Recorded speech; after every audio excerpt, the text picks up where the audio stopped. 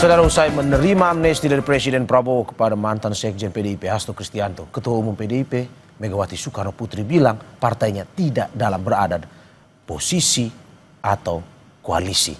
PDIP mengklaim sebagai partai penyeimbang pemerintah. Lalu bagaimana sebenarnya sikap politik PDIP terhadap pemerintah dan bagaimana sebenarnya kondisi negara demokrasi tanpa oposisi? Kita bahas dengan sejumlah narasumber yang hadir di studio.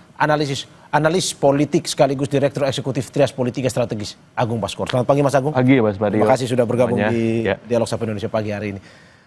Dan melalui sambungan daring ada politisi PD Perjuangan Guntur Romli. Selamat pagi Mas Gunrom. Selamat pagi, Assalamualaikum. Waalaikumsalam, terima kasih Mas Guntur sudah bergabung. Dan juga Wakil Ketua Umum Partai Golkar Ahmad Doli Kurnia. Bang Doli, selamat pagi. Selamat pagi, Assalamualaikum warahmatullahi wabarakatuh. Terima kasih Bapak-Bapak sudah bergabung di Dialog Sapa Indonesia pagi pada hari ini. Saya ke yang baru habis kongres, Mas Guntur Romli. Mas Gun, bagaimana melihat pernyataan Ketua Umum Anda, Ibu Mega? No oposisi, no koalisi, tetapi pernyataan yang disampaikan oleh Ibu Ketua Umum, Ibu Megawati Soekarno Putri, itu merupakan hasil keputusan Kongres ke-6 PDI Perjuangan yang baru saja selesai minggu kemarin di Bali. Sikap tersebut sebenarnya bukan sikap yang baru, hal itu juga sudah direkomendasikan dalam Rakernas ke-5 pada bulan Mei tahun 2024 bahwa PDI Perjuangan mengambil sikap sebagai penyeimbang, check and balances dan untuk menjaga demokrasi di Indonesia. Jadi sikap tersebut sudah diputuskan jauh-jauh hari, seperti saya sampaikan dalam rekomendasi Rakernas, termasuk juga salah satu dari rekomendasi Rakernas ada meminta Kongres untuk mengukuhkan kembali Ibu Megawati Soekarno Putri untuk menjadi Ketua Umum tahun 2020, 2025 sampai tahun 2030. Itu juga hasil dari Rakernas. Jadi ketika sikap bahwa PDI Perjuangan menjadi partai penyeimbang kemudian dikaitkan dengan amnesti kepada Mas Hasto Kristianto, menurut kami itu tidak berhubungan karena sikap itu sudah ditegaskan lebih dulu ya. Terus yang kedua adalah Ibu Megawati juga menyampaikan bahwa kita harus konsisten dengan sistem ketatanegaraan kita yang tidak mengenal istilah oposisi dan koalisi. Yang ada kan ikut atau tidak ikut dengan pemerintahan, berada di dalam atau di luar pemerintahan eksekutif. Nah, untuk posisi PDI Perjuangan saat ini itu berada di luar pemerintahan, yaitu tadi tujuannya untuk kekuatan penyeimbang. Tetapi meskipun PDI Perjuangan berada di luar pemerintahan, tidak berarti menyebut dirinya sebagai oposisi. Karena oposisi itu kan dia tidak akan pernah melihat secara kritis ya pemerintahan yang berkuasa. Kalau oposisi itu kan yang penting anti. Mau programnya baik ya apalagi buruk itu harus tetap ditentang, vis-a-vis ya, konfrontatif oposisi terhadap pemerintahan yang berkuasa. Nah, atas dasar dari pertimbangan tadi, maka hasil Kongres ke-6 PDI Perjuangan ditegaskan kembali dari hasil Rakernas ke-5 tahun 2024 bahwa PDI Perjuangan menjadi kekuatan atau menjadi partai penyeimbang. Begitu, Mas. Oke, Mas Gun, berarti ini sebuah sikap juga ya, dalam arti bukan oposisi, bukan koalisi, tetapi berada di tengah, sparring partner ini adalah sebuah sikap ya? Ya, itu kembali tadi ke dalam sistem ketenagaan kita, seperti disampaikan Ibu Megawati itu, bahwa yang tidak mengenal istilah oposisi dan koalisi. Ya, sampai saat ini ya PDI Perjuangan berada di luar pemerintahan eksekutif, tetapi kami tentu saja memiliki wakil-wakil rakyat yang ada di Senayan, dan juga ditegaskan oleh Ibu Megawati, kalau program Presiden Prabowo itu pro rakyat, pasti itu akan didukung. Tetapi kalau misalnya itu bertentangan dengan Pancasila, dengan amanat penderitaan rakyat, dengan keadilan sosial, dengan hukum yang berkeadilan, nah ini bahasanya Ibu Ketua Umum, kami akan bersuara lantang. Gitu. Sebelum saya ke Bang Doli, Mas Gun, saya ingin lanjutkan, bagaimana Anda menanggapi ada anggapan di luar bahwa sikap politik PDIP mengambang? Setuju atau tidak sebenarnya? Bagaimana Mas? Sikap, ada anggapan di luar, sikap politik PDIP saat ini mengambang. Setuju dengan? Mengambang, disebut dengan abu-abu. Sebenarnya tidak. Ya karena tadi saya sampaikan bahwa itu sesuai dengan sistem ketatanegaraan kita yang tidak mengenal istilah oposisi dan koalisi. Dan kemudian sikap ini kan sudah jauh-jauh hari direkomendasikan dalam Rakernas ke-5 tahun 2024. bahwa PD Perjuangan tidak bergabung dengan pemerintahan, kami berada di luar untuk menjadi kekuatan penyeimbang. Kalau program yang baik ya kita dukung, ya kalau dia bertentangan dengan kepentingan rakyat, pasti kami melakukan kritik. Kan memang fungsinya seperti itu dalam sistem presidensial kita kan. Ya, kalau dalam sistem parlemen mungkin ya di situ ada koalisi, oposisi dan sebagainya. Tapi itu kan tidak dikenal dalam sistem ketenagaran kita. Itu Mas yang selalu ditegaskan berulang-ulang oleh Ibu Ketua Umum, oleh Ibu Megawati Soekarno Putri. Oke, saya ke Mas Agung. Bang Doli tahan dulu sebentar. Mas Agung, bagaimana Anda melihat pernyataan Mas Gun? No oposisi, no koalisi ini sebuah sikap yang tetap memberikan kritik juga kepada pemerintah walaupun tetap berjalan bersama pemerintah.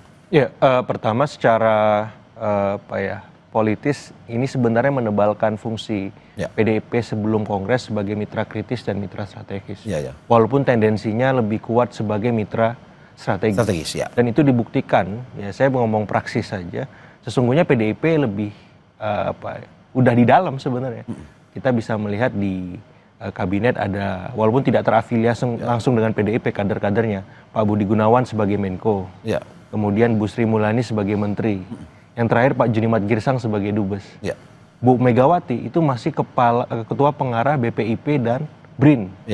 Itu kan di dalam seperti itu satu. Secara empirik yang lain, di parlemen PDIP mengkritisi tapi minor dan cenderung kalem.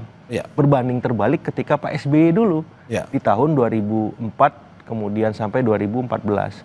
Jadi saya melihat komparasinya secara praksis, praktek PDIP sebagai penyeimbang ini ya sebenarnya dan sesungguhnya mitra strategis, tapi tone-nya 70-80% mendukung pemerintah, 20% sisanya kritis terhadap pemerintah. Setelah Kongres menurut Anda lebih mendukung lagi dari 70 mungkin ke 80, 90, 10%-nya? Automatically gitu, otomatis. Ini teman tapi mesra, friends with benefit gitu ya. Jadi Bang Guntur aja langsung senyum kan, saya senang. Jadi saya melihat ini penyeimbang ya sedikit banyak lakon yang dilakukan oleh Partai Demokrat di masa lalu, yang ujung-ujungnya kalau Demokrat 9 bulan sebelum pemerintahan SBY berhenti, AHY masuk sebagai Menteri Agraria dan Tata Ruang. Nah kalau ini 9 bulan pasca Presiden Prabowo berjalan, bahkan sebelumnya PDIP sudah masuk di dalam sebagai penyeimbang, seperti itu. Tadi Mas Guntur sudah menyinggung terkait dengan amnesti kepada Pak Hasto. Menurut Anda, apakah jika kemarin amnesti itu tidak ada ataupun ada, ini petanya akan berubah? Apakah Kongresnya keputusannya akan berubah atau bagaimana? Mempengaruhi Kongres nggak sebenarnya? Sesungguhnya tidak terlalu ya, karena hadiah-hadiah politik dari Gerindra dan PDIP ini terus berlangsung.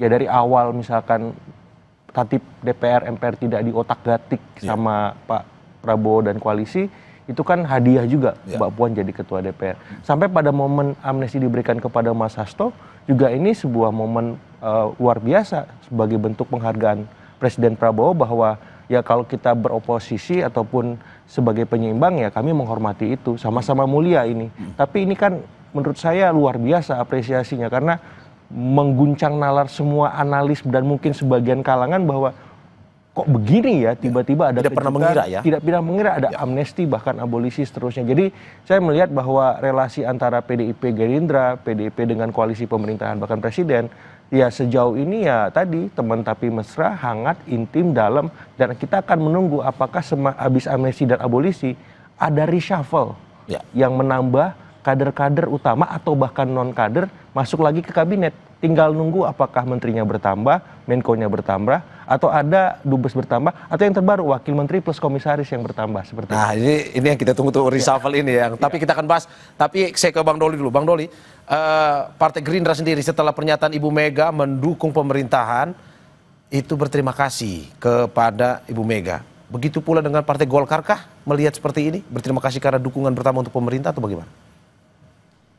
Iya, pertama tentu kami mengucapkan selamat ya kepada PDI Perjuangan yang baru menyelesaikan kongresnya dan terpilih lagi Ibu Megawati sebagai Ketua Umum.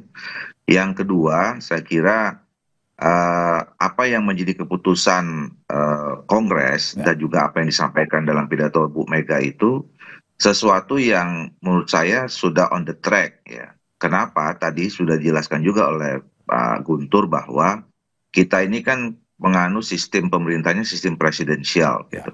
Jadi kita tidak mengenal istilah oposisi dan koalisi. Jadi tadi ditegaskan ya dalam Kongres itu bahwa memang kita sistemnya ada sistem pemerintahan presidensial. Nah, posisi-posisi yang ada dalam sistem presidensial itu adalah pertama di luar atau di dalam pemerintahan. Yang kedua, nah ini yang menarik saya kira ya, dan ini istilah penyeimbang ini kan dulu pernah juga terjadi di tahun 2004 gitu ya, 2009. Jadi ada kekuatan penyeimbang pemerintah. Nah ini saya kira bagus ya buat perjalanan pemerintahan kita. Dan yang berikutnya adalah kita sama-sama juga tahu karakteristik teman-teman atau saudara-saudara kita di PDIP gitu, yang memang lalu sangat kritis. Jangankan di luar pemerintahan, di dalam pemerintahan pun kita lihat dalam 10 tahun terakhir ini ya tingkat kekritisan teman-teman itu juga tidak tidak hilang gitu. Jadi saya kira ini sesuatu yang bagus dan baik di dalam pemerintahan kita, dan saya kira kami memberikan apresiasi, penghormatan, karena keputusan partai itu kan adalah kedaulatan masing-masing partai politik ya. Mau dimanapun posisinya, mau di dalam, mau di luar pemerintahan, seperti yang saya sampaikan itu sama mulianya. Ya, selama ini untuk semuanya kembali kepada kepentingan bangsa dan negara serta rakyat Indonesia. Oke, Bang Doli, tapi bagaimana kita memaknai sebagai partai koalisi misalkan? Dalam arti bahwa Golkar selalu identik dengan partai yang mendukung pemerintah. Apakah mungkin dengan menjadi partai pendukung pemerintah tidak bisa memberikan kesempatan Golkar untuk mengkritik, atau sebenarnya bisa ke depan? Menurut Anda seperti apa? Bisa. Jadi kalau tadi ditanya soal sikap Partai Golkar, tentu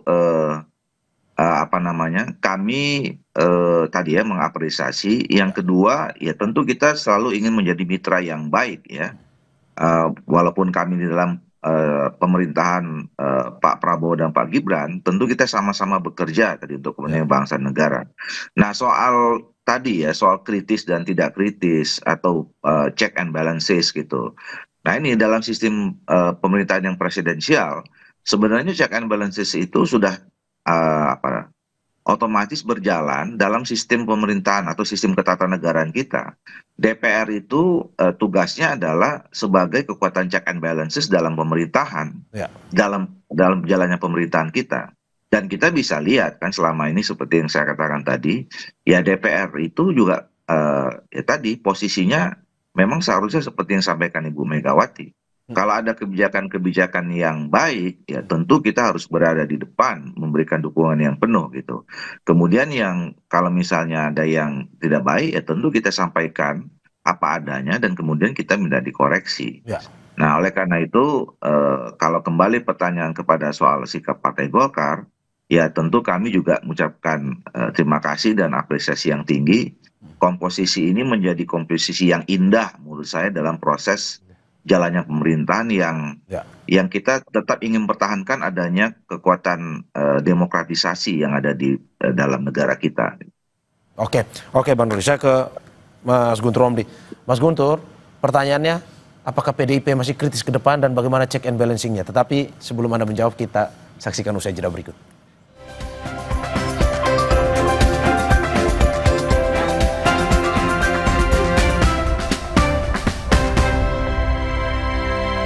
Terima kasih masih di Sapa Indonesia Pagi bersama saya Mario Saron dan sejumlah narasumber saya. Ada analis politik sekaligus Direktur Eksekutif Trias Politika Strategis Agung Baskoro, melalui sambungan daring politisi PD Perjuangan Guntur Romli dan Wakil Ketua Umum Partai Golkar Ahmad Doni Kurnia.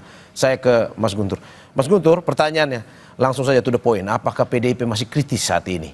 Dan bagaimana check and balancingnya? Oh iya, tentu saja. Kalau program-program yang disampaikan oleh Ibu Megawati tadi, kalau programnya Presiden Prabowo itu bertentangan dengan amanat pendirian rakyat, dengan Pancasila, dengan keadilan sosial, dengan hukum yang berkeadilan, menurut disampaikan oleh Ibu Megawati bahwa kami akan bersuara lantang. Terkait misalnya bisa dicek sendiri di fraksi di DPR RI, ketika program-program yang jelas kami dukung, misalnya seperti makan bergizi gratis atau koperasi merah putih, tetapi kami melihat di situ ada misalnya penyimpangan atau hal-hal yang teknis yang tidak sesuai, itu kan wakil-wakil rakyat dari PDI Perjuangan kan memberikan suara yang sangat kritis ya di beberapa komisi yang ada di DPR RI, ada Komisi 2, Komisi 6, ya, Komisi 10. Misalnya juga ketika Fadlizon ya ingin menghapus istilah pemerkosaan massal dari tragedi Maui, itu kan dari wakil rakyat dari PDI Perjuangan Komisi 10 kan memberikan kritik yang sangat tajam, bahkan penolakan yang sangat tajam, dan tidak hanya di DPR RI, tapi juga kami bersuarakan juga dengan kelompok-kelompok sipil ya, kemudian para penyintas dari tragedi 98, para keluarga, kami menolak kalau itu dihapus dari sejarah kita, karena itu adalah memori yang harus selalu diwariskan kepada generasi mendatang agar hal yang kelam itu jangan terulang kembali. Jadi hal-hal kritis itu seperti yang disampaikan oleh Ibu Ketua Umum itu kan sesuai dengan syaratnya. Tapi kalau baik ya pasti akan memberikan dukungan 100%. Karena itulah PDI Perjuangan mengambil sikap tidak dalam koalisi atau oposisi, tapi sebagai kekuatan penyeimbang, kekuatan yang kritis dan arif. Oke, Mas Gun, tapi tadi sudah disinggung oleh Mas Agung bahwa mencium bau sinyal merapat masuk kabinet. Dari PDIP sendiri, kalau misalkan ada tawaran seperti itu, apakah membantu pemerintah nih tetap berada di luar sambil memberikan sparring partner itu, atau masuk juga ke dalam sambil tetap memberikan kritik? Kalau kita membaca sikap dari Ibu Ketua Umum, kemudian juga putusan Kongres itu kan jelas kekuatan seimbang, posisinya itu di luar pemerintahan. Kami tidak mau berandai-andai persoalan itu. Tetapi seperti disampaikan oleh Pak Doki tadi, bahwa kita bisa berkontribusi terhadap bangsa dan negara ini dimanapun posisi kita. Bahwa kalau masuk kabinet pemerintahan untuk berkontribusi ya, tapi kan kami juga di luar sebagai kekuatan penyeimbang, memberikan kritik, memberikan masukan yang konstruktif. Itu kan juga bagian dari kontribusi terhadap bangsa dan negara ini. Jadi kami tidak mau berandai-andai, tapi pada intinya Ibu Megawati adalah seorang pemimpin yang memegang ideologi, konsistensi. Beliau adalah seorang leader ya, bukan dealer. Leader pemimpin. Kalau dealer itu kan sangat transaksional, apapun kepentingan itu selalu dinegosiasikan. Nah, Ibu Megawati tidak seperti itu. Contohnya seperti saya katakan tadi bahwa hasil Kongres ke-6 PDI Perjuangan itu sama dengan Rakernas ke-5 tahun 2024, bahwa PDI Perjuangan sebagai kekuatan penyeimbang. Oke, sebelum saya ke Mas Agung, singkat Mas Gun, bagaimana Anda melihat hitung-hitungan seperti apa yang akhirnya membuat PDIP mengambil sikap seperti ini? Tadi politisasinya ataupun secara politis tidak, kalau misalkan kata Mas Gun tadi, Mas Agung juga bilang bahwa amnesti buat Pak Hasto sebenarnya tidak terlalu mempengaruhi. Hitung-hitungannya seperti apa? Ya karena kami melihat masa depan bangsa ini bahwa tidak semua kekuatan itu harus masuk dalam suatu pemerintahan bersama-sama. Kan harus ada mekanisme check and balances ya, meskipun dalam sistem penegakan virus seperti Pak Dovi itu ya ada DPR, ada komisi-komisi independen, tapi kan tetap kekuatan politik di luar pemerintahan sebagai kekuatan penyeimbang itu kan harus ada. Karena kalau itu semua kekuasaan itu berpusat kemudian bersatu, ini kan disebut dengan oligarki kekuasaan, ini kan berbahaya. Bahwa kekuasaan tanpa ada penyeimbang jelas bahwa power tend to corrupt and absolute power corrupt absolutely. Corrupt absolutely. Itu jelas bahwa kalau sampai kekuasaan sangat berpusat ya, itu bahaya sekali, bisa merusak ya, bukan dari itu. Oke, saya ke Mas Agung. Mas Agung, kalau Anda melihat tadi hitung-hitungan politiknya seperti apa? Pak, juga misalkan suara akar rumput menjadi penentu dalam keputusan PDIP untuk bisa pada akhirnya menjadi sparring partner ketimbang oposisi full, koalisi full. Iya, persis Mas. Karena DNA PDIP ini kan sebenarnya ketika sudah kalah Pilpres, dia di luar sebagai oposisi, biasanya begitu. Dan dalam beberapa hal saya melihat posisi penyeimbang ini kalau bicara dalam kasus dan konteks Demokrat itu sebenarnya banyak dirugikan. Dan PDIP sebenarnya sedikit banyak sudah menapaki kerugian itu ketika di Pilpres kemarin terhimpit dengan dua narasi besar. Perubahan dan keberlanjutan. PDIP di tengah, perbaikan. Dan di tengah ini nggak enak nih, dihimpit dua-duanya. Demokrat kemarin juga sebagai penyeimbang juga akhirnya suara di Pileg itu turun. Sangat drastis ya, akhirnya stagnan di 7%. Nah, saya khawatir kalau misalkan PDIP mengambil posisi penyeimbang ini tanpa memikirkan 2029, konsekuensinya akan dalam gitu. Ada kekhawatiran kemarin PDIP dalam tanda petik diancam 7% misalkan. Itu bisa saja terwujud tapi tidak sepenuhnya, mungkin tidak 7%, mungkin ya volatilitas suara kesini kan semakin stabil, bisa jadi turun ya maksimal 3-4%. Kalau misalkan tidak dalam posisi yang tegas dan jelas sebagai misalkan ya oposisi atau koalisi ataupun koalisi dalam tanda petik. Saya mau bilang bahwa sparring partner ini justru membahayakan PDIP untuk di 2029 nanti maksudnya. Persis, karena dalam banyak tadi temuan Demokratnya turun suaranya. PDIP kemarin di Pilpres di tengah sebagai membawa narasi perbaikan juga nggak menang capresnya seperti itu. Karena DNA PDIP ini ya jelas tuh, tegas. Kalau nggak di dalam, di luar. Di tengah-tengah ini biasanya Bang Doli yang nyaman nih, atau Demokrat ya. Jadi apa ya istilahnya ya sambil mengayun lah, berselancar di antara dua karang gitu ya. Ya PDIP nggak gitu karakternya yang saya tahu, tapi mungkin karena situasi dan kondisi hari ini ya itu bisa saja berubah kan, menyesuaikan. Tapi ini bisa jadi masukan juga bahwa posisi ini tidak ideal buat grassroots dan basis laten PDIP yang selama ini melihat PDIP itu seterang matahari terbit sikapnya. Oke, saya ke Bang Doli. Bang Doli, bagaimana kalau dari Golkar sendiri? Apakah memang hitung-hitungannya akan seperti apa kalau misalkan untuk mengambil sikap? Pada akhirnya mungkin tiba-tiba secara drastis Golkar memilih untuk oposisi atau Golkar memilih untuk menjadi penyeimbang seperti PDIP. Apakah memang menghitung hitung-hitungan politik di 2029 atau juga mendengar dari akar rumput atau seperti apa Golkar ini? Iya, kalau Golkar sekali lagi sebenarnya tidak pernah di tengah. DNA-nya Golkar atau karakteristik Golkar itu selalu berada di dalam pemerintahan. Ya. Kami adalah partai yang berdoktrin pembangunan ya, karya kekaryaan gitu. Jadi selalu kita ingin sangat terlibat dengan program-program pemerintah ya, secara langsung. Karena memang kami dilahirkan dengan DNA seperti itu. Nah, dan dan itu memang kami tunjukkan beberapa kali dalam perjalanan pemerintahan di bawah kepemimpinan presiden siapapun gitu. Nah jadi memang selalu dalam posisi seperti itu. Nah makanya saya katakan tadi ketika saudara-saudara kita di PDIP dalam mengambil posisi seperti ini, ya ini sudah on the track di dalam DNA-nya masing-masing. Ya jadi. Nah kalau kita lihat pengalaman juga sebetulnya mungkin koreksi sedikit ya kita belum tahu juga sebetulnya apa yang akan terjadi pada next pemilu dan seterusnya. Kalau kita lihat dalam posisi PDIP misalnya ya kemarin di 2014-2019 ya di dalam posisi sebagai kekuatan penyimbang juga. Jadi saya selalu menggunakan lebih tepat di Indonesia ini ya kekuatan penyimbang atau kemudian berada atau di luar di pemerintahan ya. Karena juga kita kalau menegaskan dalam posisi yang di oposisi ya satu memang secara teori tidak ada, yang kedua juga sebetulnya dalam prakteknya nggak oposisi amat juga sebetulnya. Jadi yang paling penting itu adalah kita objektif saja ya.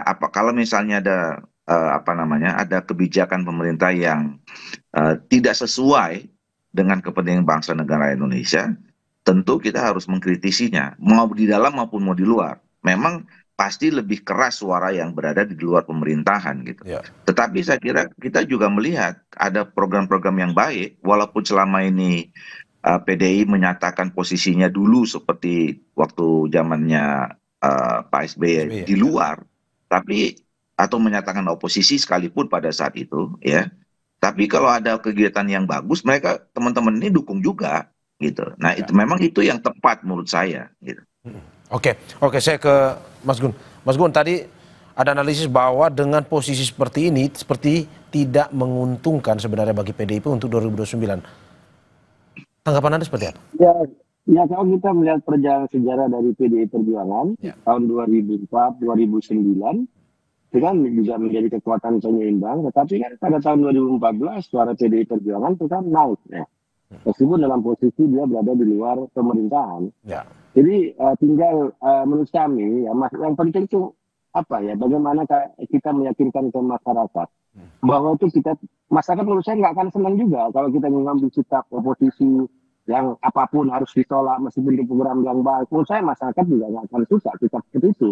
Makanya bagi kami yang penting itu apa dasar dari mendukung atau menolak suatu program. Ya, kalau ditegaskan dari Ibu Ketua Umum kan jelas. Kalau dia bertentangan dengan Pancasila, dengan keadilan sosial, dengan hukum yang berkeadilan, dengan amanat pendirian rakyat, itu pasti kami bersuara lantang. Tapi kalau programnya bagus, programnya baik, ya apa alasan juga untuk menentang? Ya kita kan juga harus mendukung. Dan menurut saya ini Mas ya, sedikit perbedaan. Seperti disampaikan Mas Agung tadi, sikap PDI Perjuangan zamannya SBY kemudian zamannya Pak Prabowo ini menurut saya mungkin ya, kalau saya ngerasa Pak Prabowo ini kan istilahnya melanjutkan apa program-program yang sudah dikerjakan oleh Presiden Joko Widodo, ya kan? Nah, dan program-programnya Jokowi zaman itu kan PDI Perjuangan ikut merumuskan gitu loh. Jadi ketika cuma masalahnya kadang-kadang yang sering terjadi itu kalau hal-hal yang baik itu diambil oleh Jokowi, tapi kalau ada yang negatif itu dilemparkan ke PDI Perjuangan. Itu kan yang nggak fairnya kalau kita melihat. Nah, kita lihat sekarang Mas, program-program apa yang dijalankan oleh Presiden Prabowo itu kan melanjutkan dari hal-hal yang sebelumnya. Maka ya kami juga masih ada ikatan emosional dengan program-program yang juga kami ikut menyusun selama 10 tahun ini gitu ya. Masa hanya karena misalnya Jokowi sudah tidak menjadi kader PDI Perjuangan, kemudian kita tolak program-program yang kami juga dulu ikut menyusun. Nah itu yang menurut kami juga menjadi dasar kenapa ada perbedaan sikap ya antara misalnya zamannya Presiden SBY dengan Presiden Prabowo. Menurut kami juga ada ikatan emosional dengan beberapa program, termasuk tentu saja hubungan baik antara Ibu Megawati Soekarno Putri dengan Presiden Prabowo Subianto yang nggak pernah ada persoalan. Ini yang membuat sedikit berbeda lah cara bagaimana aksinya yang ada di lapangan. Tapi jelas bahwa sebagai kekuatan penyeimbang itu sudah kami tegaskan sejak lebih dari setahun yang lalu, dari Mei tahun 2024, dan itu tidak ada hubungan dengan masalah amnesti, dengan transaksi politik, dengan apapun, tapi ini benar-benar demi kepentingan bangsa dan negara, demi proses demokratisasi yang ada di Indonesia. Demikian. Oke, saya ke Mas Agung lagi. Mas Agung, bagaimana Anda melihat peta politik setelah Kongres selesai kemarin dengan PDIP akhirnya ya dengan sikapnya saat ini pun juga pada akhirnya hampir penuh nih yang mendukung pemerintahan Presiden Prabowo. Menurut Anda peta politik ke depan akan seperti apa? Termasuk mungkin juga kalau kita mau bahas sedikit ya, ada partai-partai mungkin seperti PSI yang juga didukung, mendapat dukungan dari Presiden ke-7 Republik Indonesia Joko Widodo. Ya, pertama politik rangkulisme ini direspon dengan PDIP dengan nalar dan respon sebagai penyeimbang. Jadi berbalas pantun lah PDIP dengan Gerindra. Dan di saat yang sama nalar penyeimbang ini juga dimainkan oleh Presiden Prabowo supaya balancing of power itu bisa terbentuk di semua poros-poros kekuasaan. Di Cikeas, Teguh Umar, Solo, ya mungkin Cendana dan Ciganjur dan poros lain. Lebak Bulus, kita ungkapkan karena ada Tom Lembong yang dibebaskan semacam itu. Jadi saya melihat balancing of power itu terjadi dan sekaligus membantah isu matahari kembar yang selama ini mengemuka bahwa presiden diatur oleh satu orang, dua orang dan tertentu, dan sekarang itu lama-lama terkikis habis bahwa orkestrator utama sekarang adalah Presiden Prabowo. Mataharinya cuma satu di sini dan harapannya yang lain beradaptasi. Yang Solo ya kesel boleh, tapi harus beradaptasi. Cikeas nggak nyaman, ya harus beradaptasi. Karena kalau tidak beradaptasi, khawatirnya bisa berhadap-hadapan. Nah ini kan nggak sehat. Dan pun juga PDIP harus beradaptasi ketika beradaptasi juga. Karena di sini ingin dirangkul semua. Nalar itu yang dikedepankan sehingga PDIP mengambil jalan objektif dan rasional. Ya sudah, kita penyeimbang saja. Karena situasinya sekarang seperti ini. Tapi bisa jadi ini berubah menjelang 2029. Biar bagaimanapun partai pemenang pileg nggak mungkin nggak punya capres, Bang Guntur ya. Ya ini, tapi ya mungkin saja hanya cawapres. Kalau menurut saya sih ya agak susah juga, masa pemenang pileg nggak ada capres kan gitu. Jadi menjelang 2029 peta ini akan dinamis lagi seperti itu. Apalagi kalau misalkan posisi PDIP hanya sebagai penyeimbang kan, tidak totally declare masuk dalam kabinet seperti itu. Tapi kita akan lihatlah situasinya. Tapi yang jelas elit semakin terkonsolidasi dan ini sinyal alarm bagi masyarakat sipil bahwa kita harus turun gunung memastikan check and balances itu bukan hanya sebatas narasi dan wacana, tapi terejawantah sehari-harinya dalam kehidupan kita. Oke, saya ke Bang Doli. Bang Doli, bagaimana Anda melihat dengan setelah usai Kongres PDIP mendukung, apakah mungkin dari Golkar sendiri sudah melihat bahwa sepertinya di pemerintahan Presiden Prabowo Gibran akan ada peta politik yang berubah atau bagaimana menurut Golkar? Ya sebenarnya kan putusan dari atau sikap dari PDI Perjuangan pasca Kongres ini kan tidak jauh-jauh amat dari apa yang sudah pernah disampaikan sebelumnya ya. Di dalam Rakernas tadi disebutkan oleh Pak Guntur kan juga hampir sama sebetulnya. Ini penguatan saja. Jadi situasinya tentu tidak akan banyak berubah ya. Nah, tentu kami yang berada sebelumnya di dalam pemerintahan tadi memberikan apresiasi karena ini memperkuat dalam pertama, tentu ini akan menambah kekuatan stabilitas politik kita yang memang kita perlukan di dalam melaksanakan program-program secara lebih konkret ke depan dalam pemerintahan Pak Prabowo dan Pak Gibran ini. Tetapi yang tadi saya katakan Indah, walaupun kita membutuhkan stabilitas politik, tapi kita juga mempunyai kekuatan yang kritis juga, ya, kritis di dalam konteks konstitusional dan sistem ketatanegaraan kita yang tadi presidensial itu. Jadi walaupun misalnya tidak berhadapan gitu ya, tapi ada kekuatan kritis yang memang sesuai dengan sistem pemerintahan presidensial kita. Itu yang saya kira bagus dan baik, tentu kita ini akan jaga. Gitu. Oke, saya ke Mas Gun. Mas Gun, katanya harus banyak beradaptasi juga kalau memang mendukung pemerintah ini. Apa adaptasi yang mungkin akan dilakukan PDIP mendukung pemerintah pun juga kritis terhadap program-programnya? Ya, beradaptasi dalam hal yang bersifat strategis, bersifat teknis, ya PDI Perjuangan itu bisa.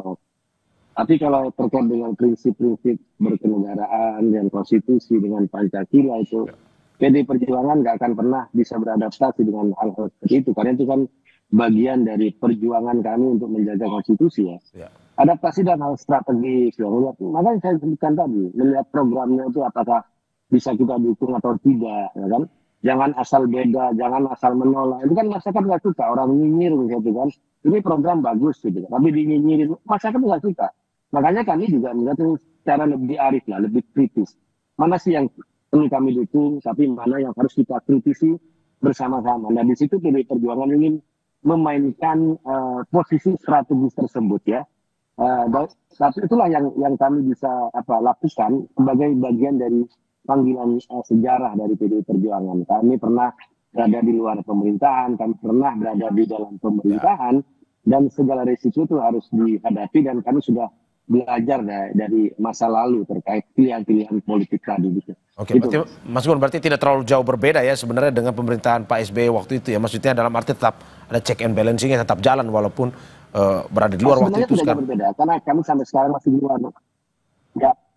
Ya mungkin dari gayanya saja yang berbeda seperti disampaikan tadi bahwa ada hal yang sangat ikatan emosional dengan beberapa program, dengan pribadinya Presiden Prabowo Subianto dengan Ibu Ketua Umum itu yang membuat mungkin gayanya saja yang berbeda. Tapi pilihan kami di luar pemerintahan itu sama, Mas.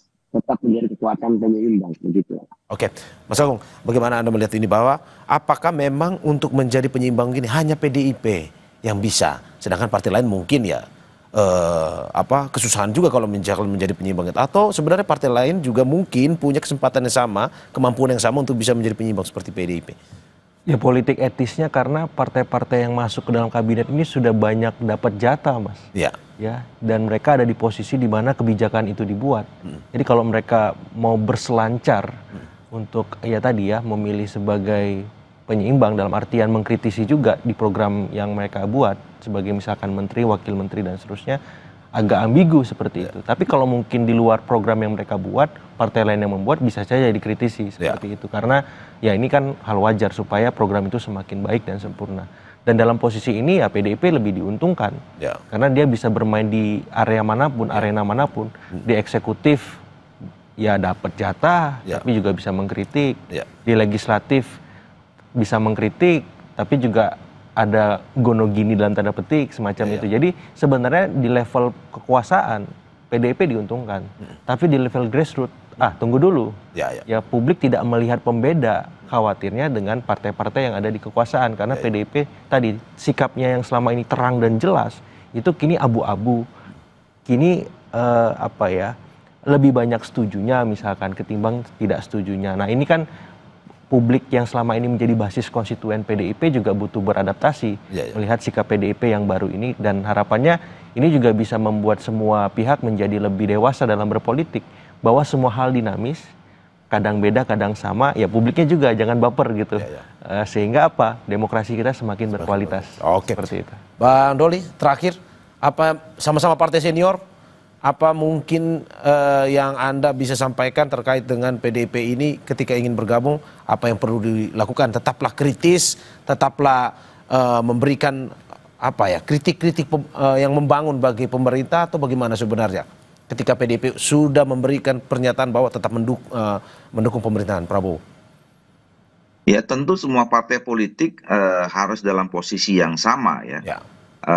Sebagai partai politik ya, bahwa kalau ada kebijakan pemerintah yang baik gitu ya, kita akan dukung bukan hanya 100%, 1000% gitu. Tetapi kalau sudah ada program-program atau visi yang sudah menyimpang dari dari kepentingan bangsa, negara, dan rakyat kita, ya tentu kita sama-sama mengkritisinya gitu. Nah ini yang saya kira posisi sama bukan hanya PDI dan Golkar, tetapi juga sama partai-partai politik yang lain. Dan jangan lupa saya kira bahwa rakyat kita semakin hari semakin cerdas, semakin melek politik gitu ya. Jadi kalau kita salah-salah menangkap aspirasi dan kepentingan rakyat, tentu partai politik atau kita sendiri yang akan mengalami kerugian, kira-kira begitu. Oke, Bang Guntur, terakhir terkait dengan apa yang menjadi sikap PDIP seperti ini, apa yang mungkin saja yang ingin dikritisi ke depan terkait dengan program-program pemerintah dan bagaimana bisa sama-sama membangunnya itu? Ya, kalau kami kan tetap ingin menjaga proses demokratisasi, check and balances di Indonesia ini agar kekuasaan itu kan tidak terpusat kepada suatu partai atau suatu sistem saja, hanya yang bisa menjadi alarm yang berbahaya ya, bagi masa depan kalau hilangnya check and balances. Makanya PDI Perjuangan mengambil sikap itu, ya karena juga sesuai dengan sistem kenegaraan kita, dan itu juga bisa disebut dengan oposisi. Kami sebagai kekuatan penyeimbang, kalau program itu baik, ya kami dukung. Kalau program itu bermasalah, tentu kami akan memberikan masukan dan kritik-kritik yang juga tajam. Ya contohnya misalnya tentang RUU Pilkada ya, tahun lalu yang kami juga ikut memberikan penolakan dan kritik yang sangat tajam, dan itu juga didengar, kemudian digagalkan. Itu kan salah satu contoh bagaimana kami mengambil sikap yang tegas. Atau kami juga memberikan koreksi-koreksi terhadap kebijakan-kebijakan pemerintah. Jadi kami benar-benar ingin melihat sikap politik ini berdasarkan pertimbangan-pertimbangan yang kami bangun dari logika-logika dan juga data-data yang valid. Jadi bukan asal beda, asal mendukung, tapi benar-benar berdasarkan kepentingan rakyat di atas segala-galanya. Begitu, Mas. Oke, terima kasih politisi PD Perjuangan Guntur Romli atas apa yang disampaikan. Sebelumnya ada Wakil Ketua Umum Partai Golkar Ahmad Doli Kurnia dan juga Direktur Eksekutif Trias Politika Strategis Agung Baskoro. Terima kasih Bapak-Bapak apa yang disampaikan, semoga bisa memberikan masukan kepada negara. Yang penting sama-sama membangun negara ini. Terima kasih sekali lagi, sehat-sehat selalu.